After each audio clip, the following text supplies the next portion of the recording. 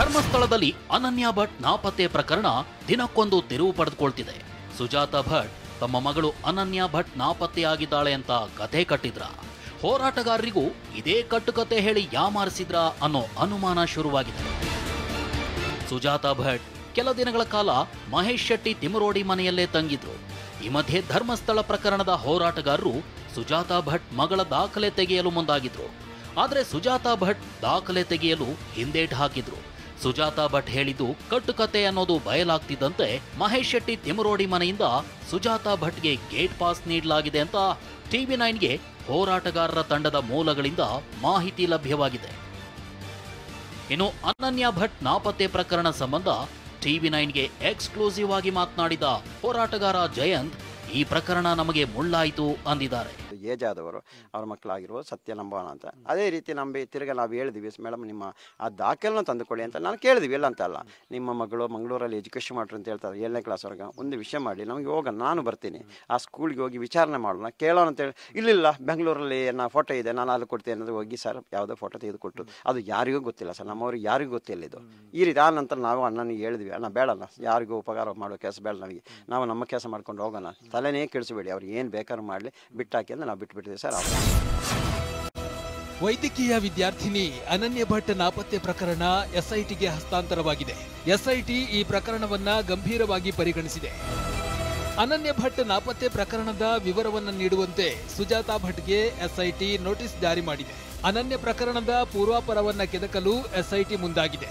ಅನನ್ಯ ಭಟ್ ಅಸ್ತಿತ್ವದ ಬಗ್ಗೆ ಈಗಾಗಲೇ ಮಾಹಿತಿ ಸಂಗ್ರಹಿಸಿದೆ ಎನ್ನಲಾಗಿದೆ. ಅನನ್ಯ ಭಟ್ ನಾಪತ್ತೆ ಪ್ರಕರಣವೇ ಸುಳ್ಳು ಎಂಬ ಬಗ್ಗೆ SIT ಮಾಹಿತಿ ಸಂಗ್ರಹಿಸಿದೆ ಎಂಬ ಮಾಹಿತಿ ಇದೆ. ಸುಜಾತಾ ಭಟ್ ವಿಚಾರಣೆ ನಡೆಸಲಿರುವ SIT ವಿಚಾರಣೆ ವೇಳೆ ಸುಳ್ಳು ದೂರು ನೀಡಿರುವುದು ಸಾಬೀತಾದ್ರೆ ಸುಜಾತಾ ಭಟ್ ವಿರುದ್ಧ ಕ್ರಮಕ್ಕೆ ಮುಂದಾಗಲಿದೆ.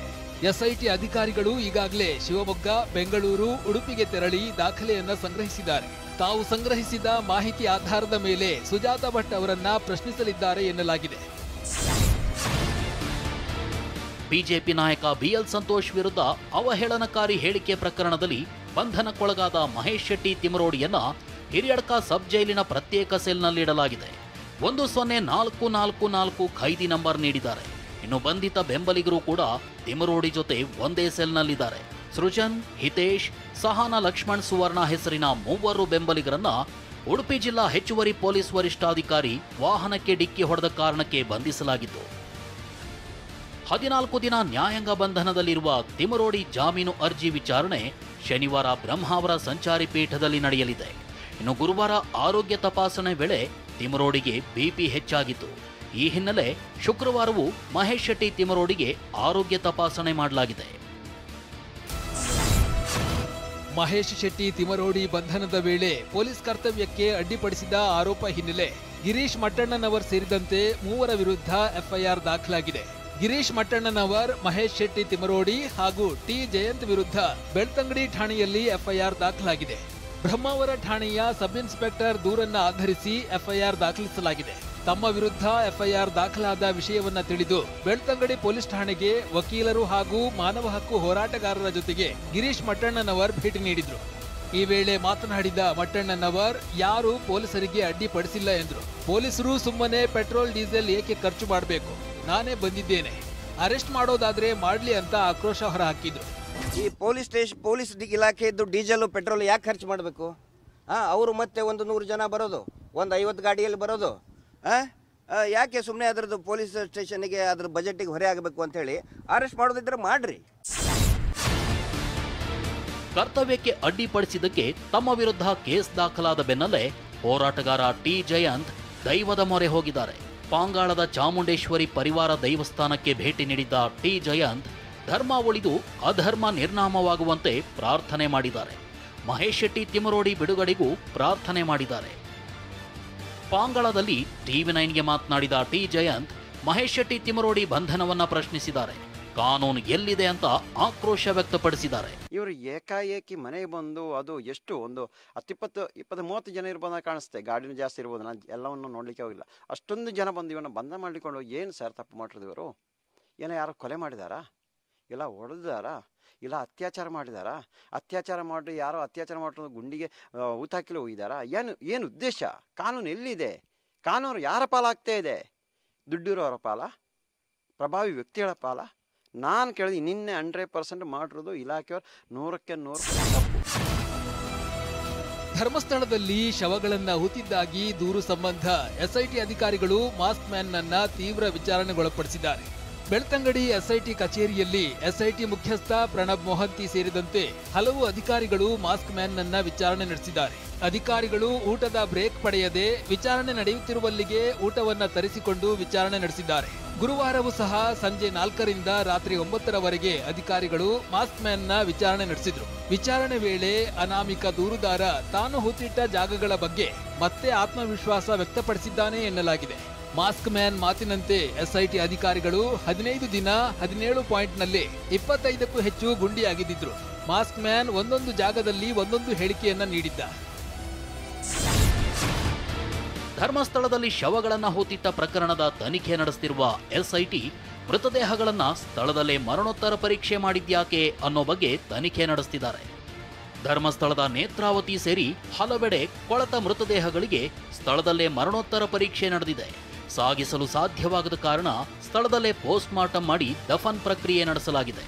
ಈ ರೀತಿ ಸ್ಥಳದಲ್ಲೇ ಪೋಸ್ಟ್ ಮಾರ್ಟಂ ಮಾಡಿದ್ದ ಮೃತದೇಹಗಳ ಬಗ್ಗೆ ಎಸ್ಐಟಿ ತನಿಖೆ ನಡೆಸಿದೆ. 1995ರಿಂದ 2014ರವರೆಗೆ ಪೋಸ್ಟ್ ಮಾರ್ಟಂ ಮಾಡಿದ್ದ ವೈದ್ಯರಿಗೆ ಬುಲಾವ್ ನೀಡಿದ್ದು ಎಲ್ಲ ವೈದ್ಯರ ಮಾಹಿತಿ ಸಂಗ್ರಹಿಸಲಾಗಿದೆ. ಫೋರೆನ್ಸಿಕ್ ವೈದ್ಯರ ಬಳಿ ಮೃತದೇಹಗಳ ಫೋಟೋ ಸಹಿತ ದಾಖಲೆ ಸಂಗ್ರಹಿಸಿದ್ದಾರೆ. ಇನ್ನು on spot post mortem theory ಬಗ್ಗೆ ಫೋರೆನ್ಸಿಕ್ ವೈದ್ಯರ ಬಳಿ ಸ್ವತಃ ಎಸ್ಐಟಿ ಮುಖ್ಯಸ್ಥ ಪ್ರಣವ್ ಮೊಹಂತಿ ಮಾಹಿತಿ ಸಂಗ್ರಹಿಸಿದ್ದಾರೆ. ಧರ್ಮಸ್ಥಳ ಪ್ರಕರಣ ಸಂಬಂಧ ಸಿಎಂ ಸಿದ್ದರಾಮಯ್ಯ ವಿರುದ್ಧ ಬಿಜೆಪಿ ರಾಜ್ಯಾಧ್ಯಕ್ಷ ಬಿವೈ ವಿಜಯೇಂದ್ರ ಕಿಡಿಕಾರಿದ್ದಾರೆ. ಗುಂಡಿ ತೆಗೆದಂತೆಲ್ಲ ಏನೋ ಸಿಕ್ಕಿಬಿಡುತ್ತೆ ಅಂತ ಸಿದ್ದರಾಮಯ್ಯ ಕನಸು ಕಾಣ್ತಾ ಇದ್ರು. ಈಗ ಸಿದ್ದರಾಮಯ್ಯ ಹಾಗೂ ಡಿಕೆ ಶಿವಕುಮಾರ್ ಆತಂಕದಲ್ಲಿದ್ದಾರೆ ಎಂದಿದ್ದಾರೆ. ಏನು ಸಿದ್ದರಾಮಯ್ಯನವರು ಕನಸು ಕಾಣ್ತಾ ಇದ್ರು, ಗುಂಡಿ ತೆಗ್ದಂಗು ಗುಂಡಿ ಬಗ್ದಂಗು ಇವ್ರಿಗೇನೋ ಸಿಕ್ಬಿಡುತ್ತೆ ಅಂತೇಳಿ ಪಾಪ ಇಲ್ಲಿ ವಿಧಾನಸೌಧದಲ್ಲಿ ಕುತ್ಕೊಂಡು ಸಿದ್ದರಾಮಯ್ಯನವರು ಕನಸು ಕಾಣ್ತಾ ಇದ್ರು. 15-16 ಗುಂಡಿಗಳು ತೋಡಿದ್ರು ಸಹ ಅಲ್ಲಿ ಧರ್ಮಸ್ಥಳದಲ್ಲಿ ಏನೂ ಸಿಕ್ಕಿಲ್ಲ. ಇನ್ನು ಧರ್ಮಸ್ಥಳ ಪರ ಬಿಜೆಪಿ ನಡೆಸ್ತಾ ಇರುವ ಚಳವಳಿ ಬಗ್ಗೆ ಕಿಡಿಕಾರಿದ ಸಿಎಂ ಸಿದ್ದರಾಮಯ್ಯ ಎಸ್ಐಟಿ ರಚನೆ ಮಾಡಿದಾಗ ಬಿಜೆಪಿಯವರು ಮಾತೇ ಆಡಿಲ್ಲ. ಗುಂಡಿಗಳಲ್ಲಿ ಏನೂ ಸಿಗದೆ ಇದ್ದಾಗ ಇವರು ಶುರು ಮಾಡ್ತಾರೆ ಎಂದಿದ್ದಾರೆ. ಎಸ್ಐಟಿ ಮಾಡಿದಾಗ ಮಾತಾಡನೇ ಇಲ್ಲ ಬಿಜೆಪಿಯವರು. ಸ್ವಲ್ಪ ದಿನ ಆದಮೇಲೆ 12 ದಿನ ಆದಮೇಲೆ ಅಲ್ಲಿವರೆಗೆ ಬಾಯಿನೇ ಬಿಚ್ಚಿರ್ಲಿಲ್ಲ ಇವರು. ಸದನದಲ್ಲಿ ಆರ್ಎಸ್ಎಸ್ ಗೀತೆ ಹೇಳಿದ್ದ ಡಿಸಿಎಂ ಡಿಕೆ ಈ ಬಗ್ಗೆ ಸಮರ್ಥನೆ ನೀಡಿದ್ದಾರೆ. ಆರ್ಎಸ್ಎಸ್ ಬಿಜೆಪಿ ಹಾಗೂ ಜೆಡಿಎಸ್ ಬಗ್ಗೆ ತಿಳಿದುಕೊಂಡಿದ್ದೇನೆ. ಕೆಲವು ಸಂಸ್ಥೆಗಳಲ್ಲಿ ಕೆಲವು ಒಳ್ಳೆ ಗುಣಗಳು ಇರ್ತವೆ, ಅದನ್ನೆಲ್ಲ ಗ್ರ್ಯಾಬ್ ಮಾಡಬೇಕಲ್ಲ ಎಂದಿದ್ದಾರೆ. ಚಡ್ಡಿ ಹಾಕಿದ್ದೀನಿ ಅಂದ್ರಲ್ಲ ಒಂದ್ಸರಿ. ನಮಸ್ತೆ ಸದಾ ವತ್ಸಲೆ ಮಾತೃಭೂಮಿ ಅಧ್ಯಕ್ಷ ಹಿಂದೂ ಭೂಮಿ ಸುಗಂ ವರ್ಧಿತೋಹಂ. ಕೆಲವು ಸಂದರ್ಭದಲ್ಲಿ ಅನೇಕ ಸಂಸ್ಥೆಗಳಲ್ಲಿ ಕೆಲವು ಒಳ್ಳೊಳ್ಳೆ ಗುಣಗಳೆಲ್ಲ ಇರ್ತದೆ, ಅದನ್ನೆಲ್ಲ ಗ್ರಾಪ್ ಮಾಡಬೇಕಲ್ಲ. ಚಿತ್ರದುರ್ಗ ಕಾಂಗ್ರೆಸ್ ಶಾಸಕ ವೀರೇಂದ್ರ ಪಪ್ಪಿಗೆ ಇಡಿ ಅಧಿಕಾರಿಗಳು ಶಾಕ್ ನೀಡಿದ್ದಾರೆ. ಚಿತ್ರದುರ್ಗ, ಚಳ್ಳಕೆರೆ, ಬೆಂಗಳೂರು, ಗೋವಾ ಸೇರಿದಂತೆ 30 ಕಡೆ ದಾಳಿ ಮಾಡಿ ಪರಿಶೀಲನೆ ನಡೆಸಿದ್ದಾರೆ. ದಾಳಿ ವೇಳೆ ಕೆಲ ಮಹತ್ವದ ದಾಖಲೆಗಳನ್ನು ವಶಪಡಿಸಿಕೊಂಡಿದ್ದಾರೆ. ಚಿತ್ರದುರ್ಗ ಶಾಸಕ ಕೆಸಿ ವೀರೇಂದ್ರ ಪಪ್ಪಿಗೆ ಸೇರಿದ 30 ಕಡೆ ಇಡಿ ರೇಡ್ ಮಾಡಿದೆ. ಚಿತ್ರದುರ್ಗ ಜಿಲ್ಲೆಯ 6, ಬೆಂಗಳೂರು ನಗರದ 10, ಹುಬ್ಬಳ್ಳಿಯ 1, ರಾಜಸ್ಥಾನದ ಜೋಧ್ಪುರದ 3, ಮುಂಬೈನ 2, ಗೋವಾದ 5 ಕ್ಯಾಸಿನೋ ಸೇರಿದಂತೆ ಹಲವೆಡೆ ರೇಡ್ ಮಾಡಿದೆ. ಅಕ್ರಮ ಆನ್ಲೈನ್ ಆಫ್ಲೈನ್ ಬೆಟ್ಟಿಂಗ್ ಕೇಸ್ ಹಿನ್ನೆಲೆ ದಾಳಿ ಮಾಡಿದೆ. ಆನ್ಲೈನ್ ಬೆಟ್ಟಿಂಗ್ ತಾಣಗಳಾದ ಕಿಂಗ್ 567, ರಾಜ 567, ಪಪ್ಪೀಸ್ 003, ರತ್ನ ಗೇಮಿಂಗ್ ಮತ್ತಿತರೆ ಕಂಪನಿಗಳ ಮೇಲೂ ದಾಳಿ ನಡೆದಿದೆ. ಬೆಂಗಳೂರಿನ ರಾಜರಾಜೇಶ್ವರಿ ನಗರ ಕಾಂಗ್ರೆಸ್ ನಾಯಕಿ ಕುಸುಮ ಹನುಮಂತರಾಯಪ್ಪ ಸಹೋದರನಿಗೂ ಇಡಿ ಶಾಕ್ ಕೊಟ್ಟಿದೆ. ಚಿತ್ರದುರ್ಗ ಶಾಸಕ ವೀರೇಂದ್ರ ಪಪ್ಪಿ ಜೊತೆ ವ್ಯವಹಾರ ನಡೆಸಿರೋದ್ರಿಂದ ಅನಿಲ್ ತಂದೆ ಹನುಮಂತರಾಯಪ್ಪ ಮನೆ ಮೇಲೆ ರೇಡ್ ಮಾಡಿ ಇಡಿ ತಲಾಶ್ ನಡೆಸಿದೆ. 2 ಇನೋವಾ ಕಾರುಗಳಲ್ಲಿ ಭದ್ರತಾ ಪಡೆಯೊಂದಿಗೆ ಬಂದ 5 ಅಧಿಕಾರಿಗಳು ವ್ಯವಹಾರಕ್ಕೆ ಸಂಬಂಧಿಸಿದ ದಾಖಲೆಗಳಿಗಾಗಿ ಇಂಚಿಂಚು ಹುಡುಕಾಟ ನಡೆಸಿದ್ದಾರೆ. ಬಿಹಾರ ರಾಜ್ಯದಲ್ಲಿ ಚುನಾವಣಾ ಆಯೋಗ ನಡೆಸಿದ ವಿಶೇಷ ತೀವ್ರ ಪರಿಷ್ಕರಣೆ ಸಂಬಂಧ ಸುಪ್ರೀಂ ಕೋರ್ಟ್ಗೆ ಅಫಿಡವಿಟ್ ಸಲ್ಲಿಸಿದೆ. ಬಿಹಾರದಲ್ಲಿ 65 ಲಕ್ಷ ಮತದಾರರನ್ನ ಪಟ್ಟಿಯಿಂದ ಹೊರಹಾಕಲ್ಪಟ್ಟಿರುವ ಬಗ್ಗೆ ಅಫಿಡವಿಟ್ನಲ್ಲಿ ಉಲ್ಲೇಖಿಸಿದೆ. ಪಟ್ಟಿಯಿಂದ ತೆರವಾದ ಮತದಾರರ ಮಾಹಿತಿಯನ್ನು ವೆಬ್ಸೈಟ್ನಲ್ಲಿ ಅಪ್ಡೇಟ್ ಮಾಡಲಾಗಿದೆ. ಬಿಹಾರದ 38 ಜಿಲ್ಲಾ ಚುನಾವಣಾಧಿಕಾರಿಗಳ ವೆಬ್ಸೈಟ್ನಲ್ಲಿ ಅಪ್ಡೇಟ್ ಮಾಡಲಾಗಿದೆ. ಮತದಾರರ ಪಟ್ಟಿಯಿಂದ ಹೊರಗಿಡೋದಕ್ಕೆ ಕಾರಣವನ್ನು ಉಲ್ಲೇಖಿಸಲಾಗಿದೆ.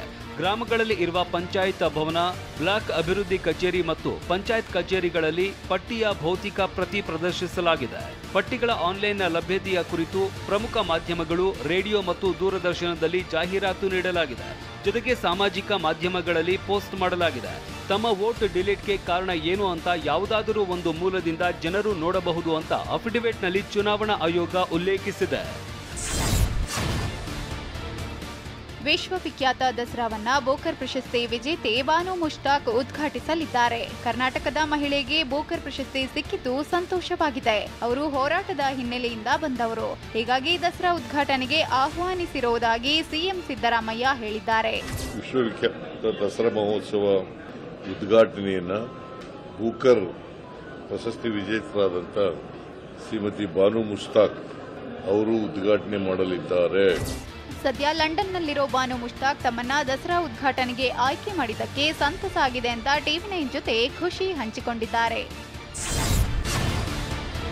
ಮುಂಬರುವ ದಿನಗಳಲ್ಲಿ ಚುನಾವಣೆ ನಡೆಯಲಿರೋ ಬಿಹಾರ, ಪಶ್ಚಿಮ ಬಂಗಾಳದಲ್ಲಿ ಪ್ರಧಾನಿ ಮೋದಿ ಅಭಿವೃದ್ಧಿ ಯೋಜನೆಗಳಿಗೆ ಚಾಲನೆಯನ್ನ ನೀಡಿದ್ದಾರೆ. ಬಿಹಾರದಲ್ಲಿ 13,000 ಕೋಟಿಗೂ ಹೆಚ್ಚು ವೆಚ್ಚದ ಅಭಿವೃದ್ಧಿ ಯೋಜನೆಗಳನ್ನ ಉದ್ಘಾಟಿಸಿದ್ರೆ, ಪಶ್ಚಿಮ ಬಂಗಾಳದಲ್ಲಿ 5,000 ಕೋಟಿಗೂ ಅಧಿಕ ಮೊತ್ತದಲ್ಲಿ 3 ಹೊಸ ಮೆಟ್ರೋ ಮಾರ್ಗಗಳಿಗೆ ಚಾಲನೆಯನ್ನ ಕೊಟ್ಟಿದ್ದಾರೆ. ಶುಕ್ರವಾರ ಒಟ್ಟು 18,000 ಕೋಟಿ ವೆಚ್ಚದ ಅಭಿವೃದ್ಧಿ ಯೋಜನೆಗಳಿಗೆ ಪ್ರಧಾನಿ ಮೋದಿ ಹಸಿರು ನಿಶಾನೆ ತೋರಿದ್ದಾರೆ. ಸಂಸತ್ ಭವನದಲ್ಲಿ ಮತ್ತೊಮ್ಮೆ ಭದ್ರತಾ ಲೋಪ ಉಂಟಾಗಿದೆ. ರೈಲ್ವೆ ಭವನದ ಕಡೆಯಿಂದ ವ್ಯಕ್ತಿಯೊಬ್ಬ ಗೋಡೆ ಹಾರಿ ಸಂಸತ್ ಭವನ ಪ್ರವೇಶಿಸಿದ್ದಾನೆ. ಅಲರ್ಟ್ ಆದ ಭದ್ರತಾ ಸಿಬ್ಬಂದಿ ಶಂಕಿತ ವ್ಯಕ್ತಿಯನ್ನ ಬಂಧಿಸಿ ವಿಚಾರಣೆಗೆ ಒಳಪಡಿಸಿದ್ದಾರೆ.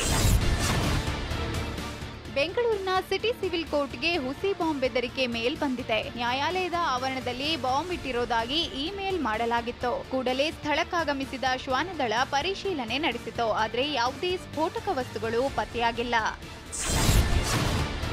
ಜನಸಂದರ್ಶನ ಕಾರ್ಯಕ್ರಮ ವೇಳೆ ಕಪಾಳ ಮೋಕ್ಷ ಮಾಡಿದ ಬೆನ್ನಲ್ಲೇ ದೆಹಲಿ ಸಿಎಂ ರೇಖಾ ಗುಪ್ತಾಗೆ ಸೆಕ್ಯೂರಿಟಿ ಟೈಟ್ ಮಾಡಲಾಗಿದೆ. ಗಾಂಧಿನಗರದ ಕಾರ್ಯಕ್ರಮದಲ್ಲಿ ರೇಖಾ ಗುಪ್ತಾ ಭಾಗವಹಿಸಿದ್ರು. ಈ ವೇಳೆ ಗದ್ದಲ ಎಬ್ಬಿಸಿದ ಇಬ್ಬರನ್ನ ಪೊಲೀಸರು ವಶಕ್ಕೆ ಪಡೆದಿದ್ದಾರೆ.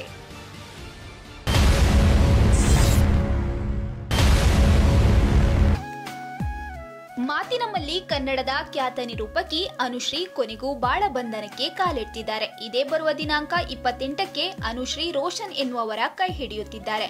ಇದೀಗ ಅನುಶ್ರೀ ಮದುವೆಯ ಆಮಂತ್ರಣ ಪತ್ರಿಕೆ ವೈರಲ್ ಆಗಿದೆ.